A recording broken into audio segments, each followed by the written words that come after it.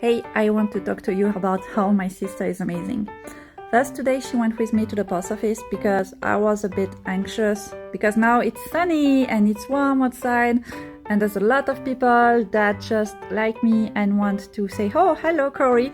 And I don't like people, but it's easier if I have someone close to me when it happens, like my sister. So she went with me to the post office, and then when we were talking, I just learned that my sister was basically off of some medication since she went back home because she was in a psychiatry establishment for a few weeks to get better. She's fine now, but apparently they didn't give her the meds, and she didn't know that you can just not stop the antidepressant like that. So basically when she was shaking and nervous and she didn't understand why at first, I was, oh, maybe it's the stress, maybe you are anxious to be back home again. But then when she told me about the meds, I was, what the fuck, Sarah? No, that's not okay. Go to the pharmacy. We went to the pharmacy.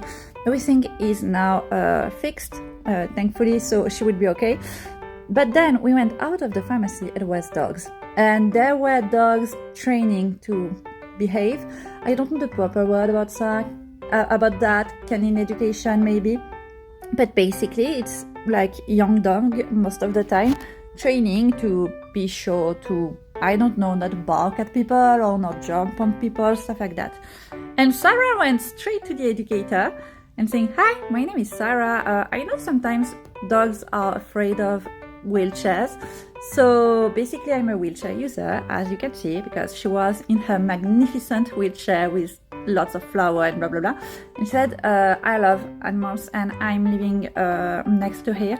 So if maybe one day you want me to come for the dogs to get used to wheelchair users, like sniff the wheelchair, walk across the wheelchair, stuff like that, I would gladly do so. And the educator was, oh my God, yes, we never do that, because if we don't know people to do that, obviously we can't train like dogs to be accommodate with wheelchair, stuff like that.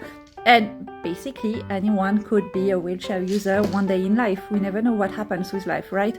So yeah, and Sarah came back to me and I was watching her the whole time singing, oh my gosh, she's such an Hufflepuff. I'm not into Harry Potter anymore because all of those bullshit, but the best definition of my sister is she's a Hufflepuff. She loves dogs, she loves people, she wants to make everyone happy.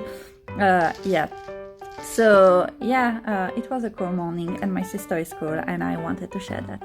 Love you, bye!